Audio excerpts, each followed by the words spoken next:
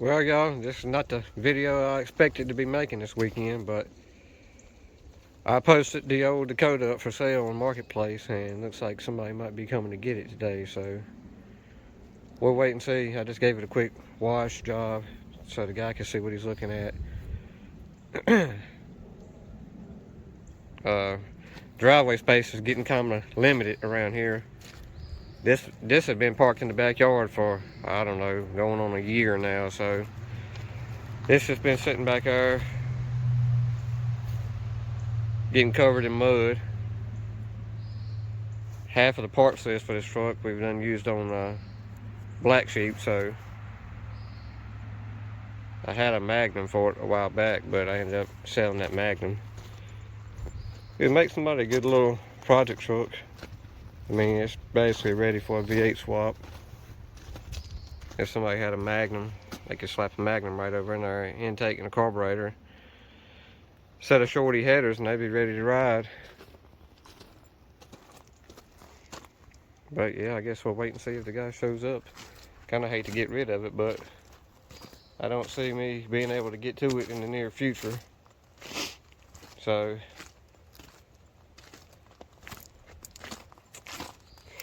one of them's got to go, and it looks like this one was on the chopping block. Like I said, I hate to get rid of it. After just dragging it out of the mud and washing it's got me kind of motivated to work on it. But we got other things to take care of. Got to get that Fury straight.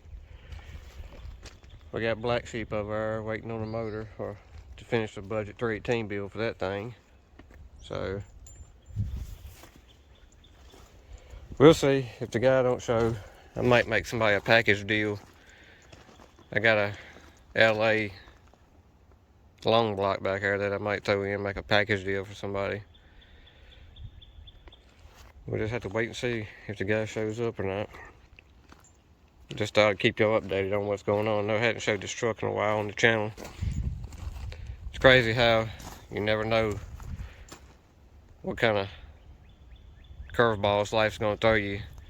I wasn't expecting to pick up at Plymouth, so you know, I'm always browsing Marketplace, buying, selling, trading, and that was just a deal I couldn't turn down. So now we had to kind of reevaluate and reprioritize. That Fury is a whole lot closer to hitting the road than this Dakota is, so. Plus we still got the old lady's truck around back, which is, we basically been using it as a work truck.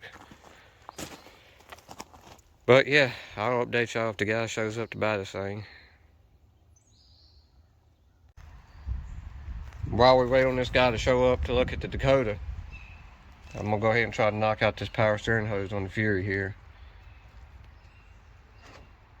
Don't look like it should be too hard to get it off. Go in there and get my line wrenches.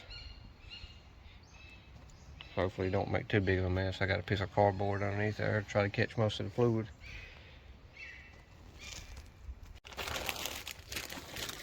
I had a hard time tracking down the exact hose on here.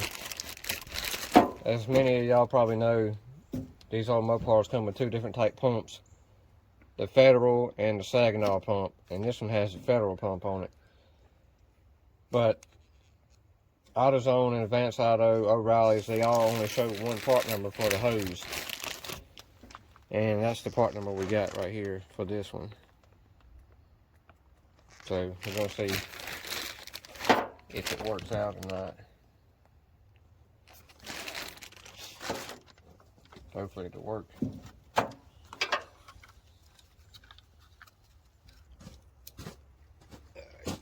Break into these line wrenches. Had to buy me a new set of line wrenches.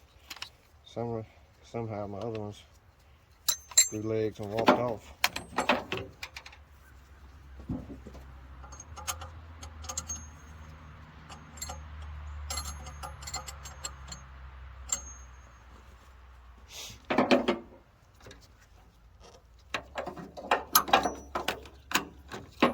This decent little set from Harbor Freight comes with a nice little carrying case.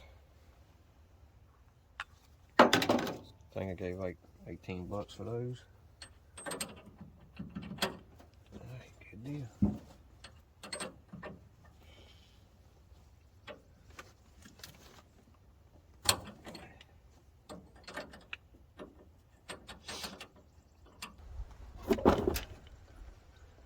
After putting this thing through a bunch of heat cycles, which is pretty common on an older vehicle, I figured out that this thing has a heater hose leak, which we were going to replace all the rubber anyways on this car. Hadn't been drove in 10 or 20 years. I can't remember what the guy said. Some years. So we got a little heater hose leak. It needs all new hoses. Need to check all the fuel lines on it.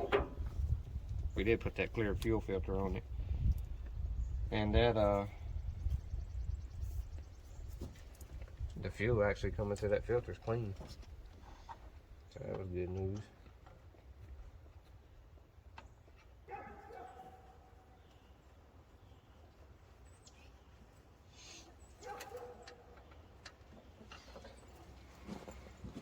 Hopefully this pump isn't leaking. I think it was just leaking up here at this compression fitting, or this fitting in the middle of the power steering hose. I filled it up the other night, and I got the old lady in there to turn the wheel while the car was running, and you could just see it gushing out of the middle of the hose right there. I think it was just leaking down the hose and hitting the pulley right here, hitting the belt and pulley, and the belt slinging it everywhere, so that kind of makes it hard to tell. So we come in here with some brake cleaner and degrease everything, which I'll do that again before we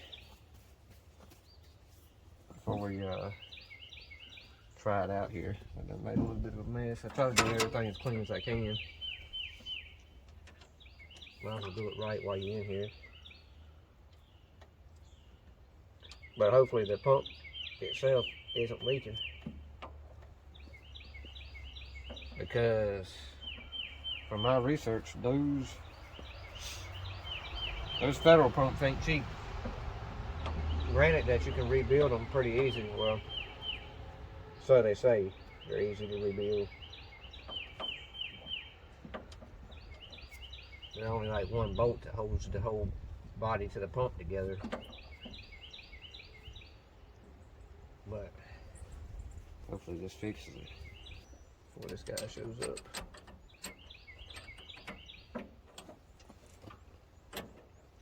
I'll have to figure out some way to wrap this thing away from the exhaust so it doesn't rub on this firewall, this shock stud. I think that's what caused the leak in the first place. That's exactly where the other line was leaking at. I think this over time, sitting here rubbing on this control arm and this shock stud, just eventually wore it out. But I don't want it to be too close to the exhaust either, so we don't have many options to work with here.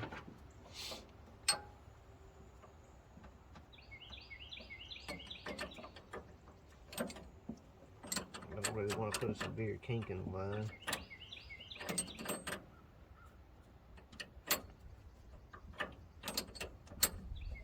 But in other news, y'all, tomorrow's April 1st, and our one of our biggest cruisins kicks off tomorrow. So they're calling for rain, but that's in the morning time. Hopefully by the evening time, when everybody comes out, it'll be cleared off, and I can get some pretty cool footage of some old. This is like one of the best cruisins in our area. They typically draw 200, 300, sometimes 400 cars, and it's a little different than most cruise-ins. This event, they encourage you to cruise. It's in like a small farm town. They encourage you to cruise the downtown strips and visit all the local restaurants, and everybody runs special deals. Many of the local businesses open their parking lots up to people to park and sit and enjoy watching the cars go by, listening to the cars. So we're lucky to have something like that in this area. Like I said, hopefully the rain will clear out and we can get some pretty cool footage for y'all of that. It's typically a bunch of old Mopars up there, so if y'all like us and Mopar crazy, then I should be able to get some pretty cool shots for y'all. Which this video might be up before then, might not, I'm not sure. Depends on how the day goes. Well, I got it put on there, y'all, and cleaned up with a little brake cleaner and filled the pump up with some fluid. So let's try her out and see what happens here.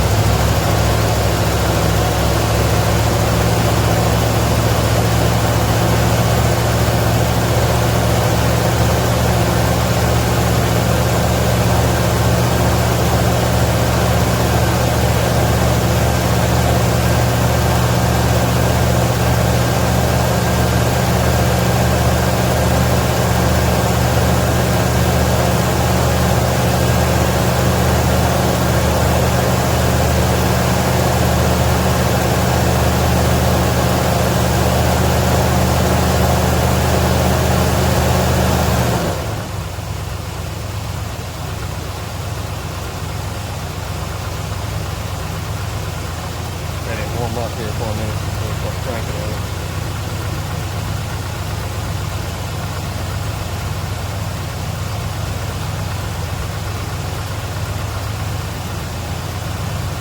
I don't know if you can see it in the video or not, but you see what I was talking about that power steering pulley? It could be the belt, which I got a new belt to put on it if they sold me the right belt.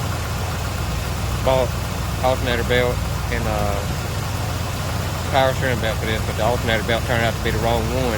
So luckily I did one in the building for the one of the trucks, and it just happened to work. So hopefully the power steering belt's the right one. If this thing doesn't have a leak on it, we'll throw that new belt on there.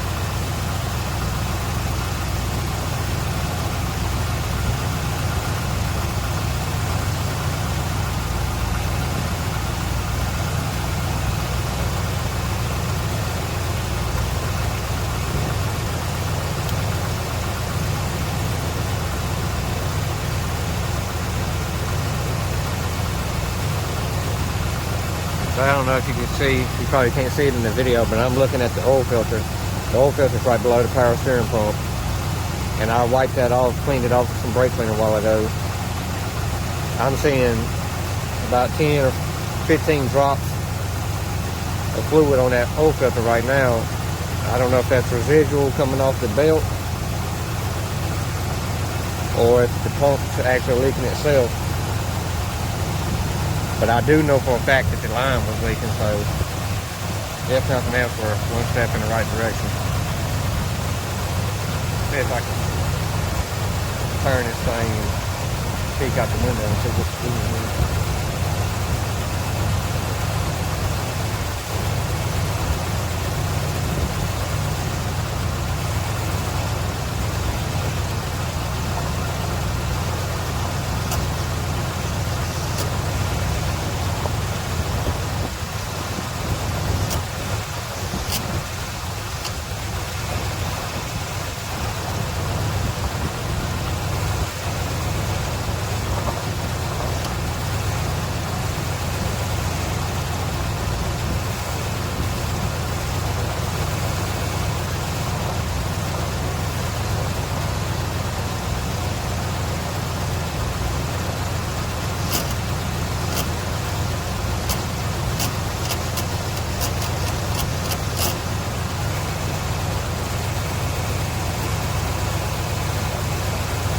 I see one issue already. I'm sure y'all see it too. I don't know if the belt's not tight enough or if there's something actually wrong with that pump, but when I put a load on it, it doesn't seem to want to, the pump seems to freeze up.